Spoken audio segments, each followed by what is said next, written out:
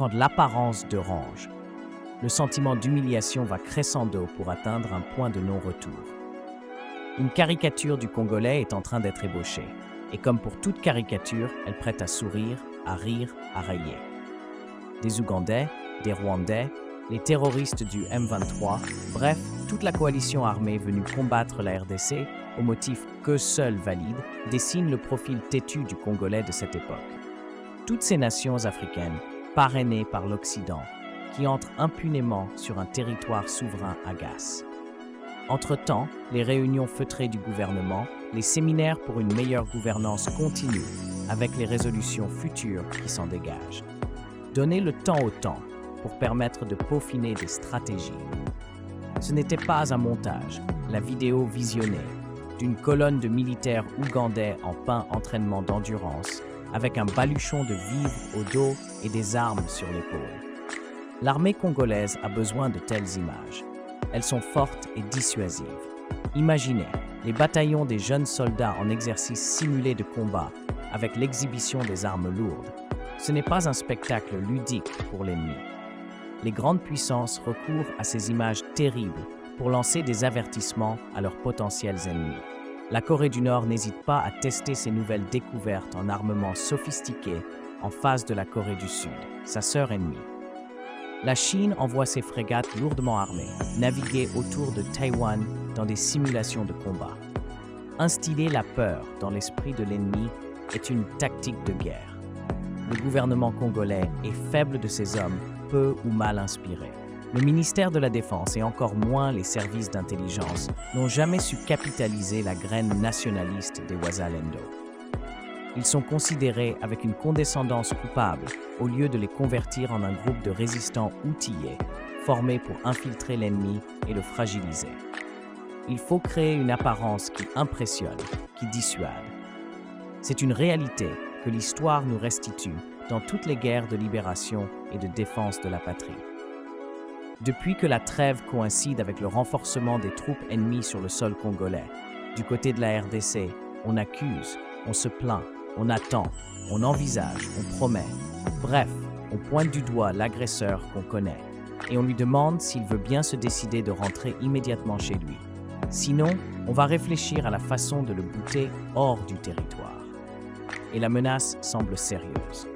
Au fur et à mesure que les intrus pénètrent dans le territoire congolais, un sentiment complexe diffuse un relent de malaise, de désarroi et d'incertitude dans le fort intérieur d'un peuple qui se sent abandonné. Chaque pas foulé sur le sol congolais est un gramme de pouvoir qu'on lui retranche. Nous allons essayer de transposer le concept du pouvoir dans la Bible sur la réalité congolaise. Suivez-nous.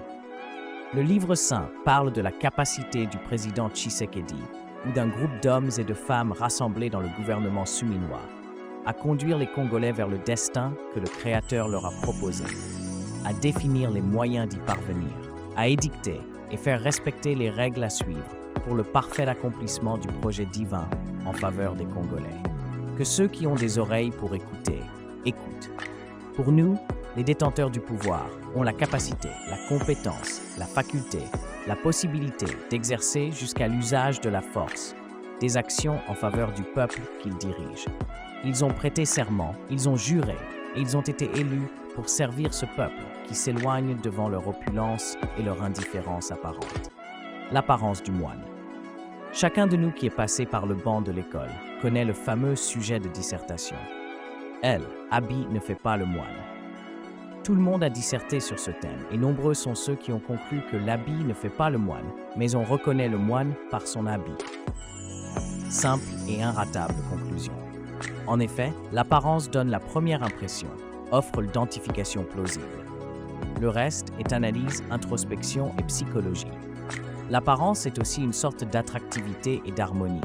Qui se ressemble s'assemble, dit-on.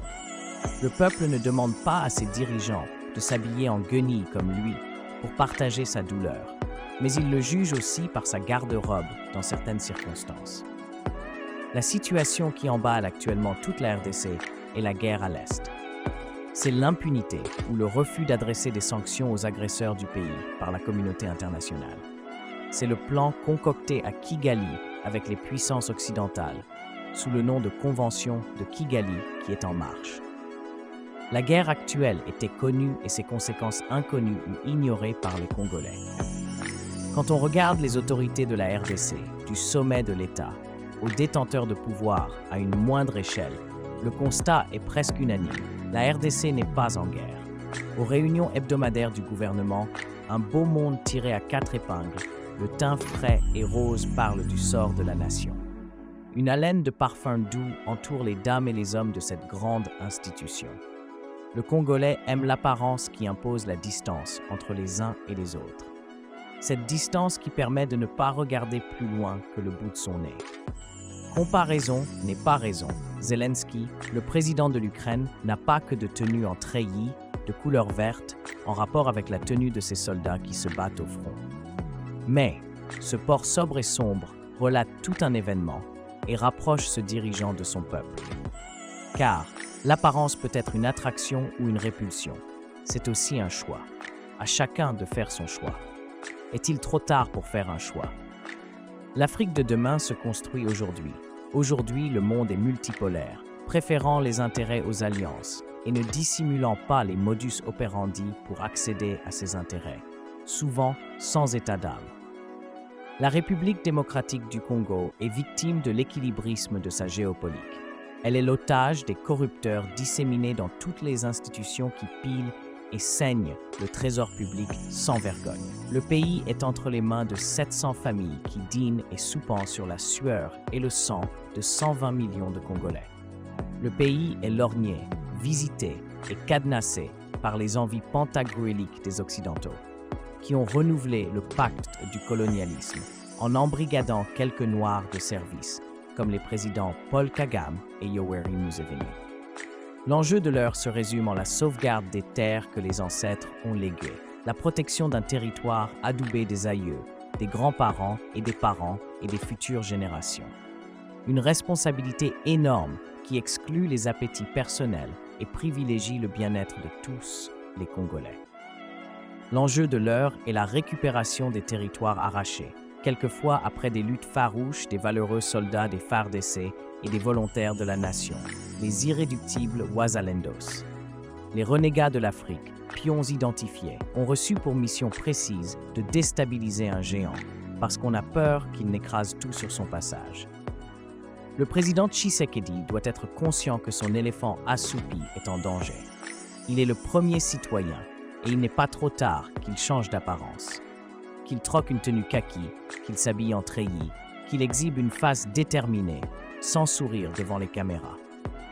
Que les réunions du gouvernement se tiennent dans un climat de guerre et que le ministre de la Défense soit le premier à prendre la parole et faire l'état des lieux à l'est du pays, avec des explications sous toutes les coutures, sur les avancées ou les reculs en puissance des troupes.